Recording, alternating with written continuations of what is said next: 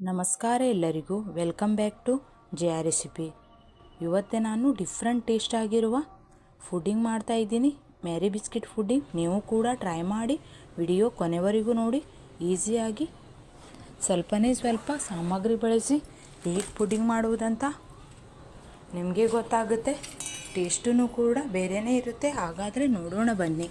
ನಾನು ಒಂದು ಬೌಲಲ್ಲಿ 6 ಮ್ಯಾರಿ ಬಿಸ್ಕಿಟ್ ಹಾಗೆಯೇ 1 ಮೊಟ್ಟೆಯನ್ನು ತಗೊಂಡಿದ್ದೀನಿ. ಕ್ವಾಂಟಿಟಿ ಸೇಮ್ ಇರಬೇಕು ಫ್ರೆಂಡ್ಸ್, ಇಲ್ಲಾಂದರೆ ಫುಡ್ಡಿಂಗು ಸರಿಯಾಗಿ ಬರೋದಿಲ್ಲ. ಮ್ಯಾರಿಗೋಲ್ಡ್ ಬಿಸ್ಕಿಟನ್ನು ತೊಗೊಂಡಿದ್ದೀನಿ. ಹಾಗೆಯೇ 1 ಮೊಟ್ಟೆ, 1 ಟೇಬಲ್ ಸ್ಪೂನು ವೆನಿಲಾ ಎಸೆನ್ಸನ್ನು ಹಾಕಿದ್ದೀನಿ. ವೆನಿಲಾ ಎಸೆನ್ಸ್ ಇಲ್ಲ ಅಂತಂದರೆ ಏಲಕ್ಕಿ ಪುಡಿ ಹಾಕ್ಕೊಳ್ಳಿ. ಹಾಗೆಯೇ ಅರ್ಧ ಗ್ಲಾಸು ಹಾಲು ಹಾಕಿದ್ದೀನಿ. ಹಾಲು ಹಾಕಿ ಚೆನ್ನಾಗಿ ಮುಳುಗಬೇಕು. ಬಿಸ್ಕಿಟನ್ನು ಈ ಥರ ಮುಳುಗಿಸಿ ಚೆನ್ನಾಗಿ ನೆನೆಬೇಕು. ಬಿಸ್ಕಿಟ್ ನೆನೆಯುವಷ್ಟರಲ್ಲಿ ನಾವು ಸಿರಪ್ ಮಾಡಿಕೊಳ್ಳೋಣ. ಸಕ್ಕರೆಯಿಂದ ಗ್ಯಾಸಿನ ಮೇಲೆ ಬಾಣಲೆ ಇಟ್ಟು 4 ಟೇಬಲ್ ಸ್ಪೂನು ಸಕ್ಕರೆ ಹಾಕಿ 2 ಟೇಬಲ್ ಸ್ಪೂನು ನೀರನ್ನು ಹಾಕಿ ಚೆನ್ನಾಗಿ ಈ ಥರ ಕೈ ಆಡಿಸ್ತಾ ಇರಬೇಕು, ಇಲ್ಲಾಂದರೆ ತಡಿ ಹಿಡಿಯುತ್ತೆ. ಸಿರಪ್ ರೆಡಿಯಾಗಿದೆ ನೋಡಿ ಫ್ರೆಂಡ್ಸ್. ಈಗ ಕೆಳಗಡೆ ಇಡ್ತೀನಿ. ಜಾಸ್ತಿ ಹೊತ್ತು ಇಡಬೇಡಿ, ಗಟ್ಟಿಯಾಗಿಬಿಡುತ್ತೆ. ಈಗ ಪುಡ್ಡಿಂಗ್ ಮಾಡುವ ಟಿಫಿನ್ ಬಾಕ್ಸನ್ನು ತಗೊಂಡು 4 ಸೈಡ್ ಚೆನ್ನಾಗಿ ಇದನ್ನು ಹರಡ್ಕೊಳ್ಬೇಕು. ಹರಡಿಟ್ಟು ಸೈಡಲ್ಲಿ ಇಟ್ಬಿಡ್ತೀನಿ.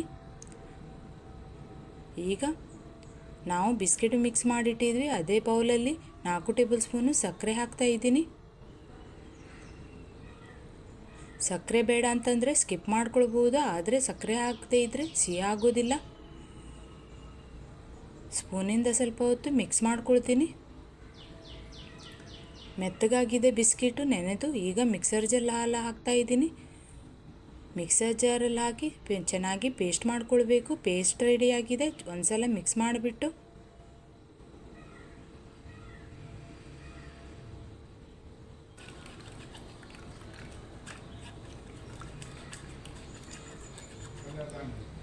ಸೋಸ್ಕೊಳ್ಬೇಕು ಫ್ರೆಂಡ್ಸ್, ಇಲ್ಲಾದರೆ ಕಸಕಡ್ಡಿಗಳು ಇರುವುದರಿಂದ ಸೋಸ್ಕೊಂಡ್ರೆ ಚೆನ್ನಾಗಿರುತ್ತೆ. ಪೇಸ್ಟನ್ನು ಟಿಫಿನ್ ಬಾಕ್ಸಲ್ಲಿ ಇಟ್ಟು ಮುಚ್ಚಳ ಮುಚ್ಚಿ ಈಗ ಗ್ಯಾಸಿನ ಮೇಲೆ ಒಂದು ಬಾಣಲೆ ಇಟ್ಟು ಅದರ ಮೇಲೆ ಪ್ಲೇಟ್ ಇಟ್ಟಿದ್ದೀನಿ. ಬಿಸಿಯಾಗಿದೆ ನೋಡಿ. ಈಗ ಅದರ ಮೇಲೆ ಟಿಫಿನನ್ನು ಇಡ್ತೀನಿ. ಟಿಫಿನ್ ಇಟ್ಟು ಮೇಲಿಂದ ಮುಚ್ಚಳ ಮುಚ್ಚಬೇಕು. ಹಬೆ ಹೋಗಬಾರ್ದು ಒಳಗಡೆ. ರೆಡಿಯಾಗಿದೆ ನೋಡಿ. ಅರ್ಧ ತಾಸು ಬೇಕಾಗುತ್ತೆ ರೆಡಿಯಾಗಲು. 30 ನಿಮಿಷ ಆದರೆ ಸಾಕಾಗಿಬಿಡುತ್ತೆ. ಚೆನ್ನಾಗಿ ಬೆಂದುಬಿಡುತ್ತೆ. ಟೂತ್ ಪಿಕ್ಕಿಂದ ನೋಡ್ಬೋದು ನೀವು ಎಷ್ಟು ಚೆನ್ನಾಗಿ ಬೆಂದಿದೆ ಅಂತ. ಈಗ ಸೈಡಿಂದ ತೆಗೆದುಕೊಳ್ಳಿ. ತೆಗೆಯಲು ಸಹ ಭಾಳ ಸುಲಭ ನೋಡಿ ಎಷ್ಟು ಚೆನ್ನಾಗಿ ಬರ್ತಾ ಇದೆ ಅಂತ. ಪುಡ್ಡಿಂಗ್ ಮಾಡುವುದು ದೊಡ್ಡ ಕೆಲಸ ಏನೂ ಇಲ್ಲ, ಯಾರು ಬೇಕಾದರೂ ಮಾಡ್ಬೋದು. ಟೇಸ್ಟ್ ಕೂಡ ಡಿಫ್ರೆಂಟ್ ಆಗಿರುತ್ತೆ.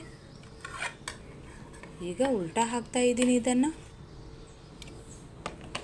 ವಾವ್, ಸೂಪರ್ ನೋಡಿ ಎಷ್ಟು ಸೂಪರಾಗಿ ಬಂದಿದೆ ಅಂತ. ನೀವು ಕೂಡ ಟ್ರೈ ಮಾಡಿ.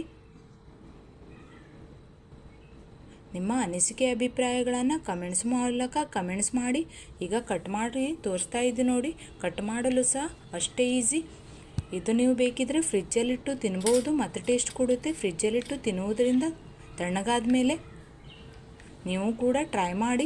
ಇಷ್ಟವಾದಲ್ಲಿ ಲೈಕ್, ಶೇರ್, ಸಬ್ಸ್ಕ್ರೈಬ್ ಮಾಡಿ. ಇನ್ನಷ್ಟು ವಿಡಿಯೋಗಾಗಿ ಬೆಲ್ಲೈಕನನ್ನು ಒತ್ತಿ. ಇದೇ ರೀತಿ ಹೊಸ ಹೊಸ ರೆಸಿಪಿಗಳಿಗಾಗಿ ಜೆಆರ್ ರೆಸಿಪಿಯನ್ನು ಕೂಡಲೇ ಸಬ್ಸ್ಕ್ರೈಬ್ ಮಾಡಿ. ಯಾರೆಲ್ಲ ನೋಡ್ತಾ ಇದ್ದೀರಾ ಅವರಿಗೆಲ್ಲರಿಗೂ ಧನ್ಯವಾದ.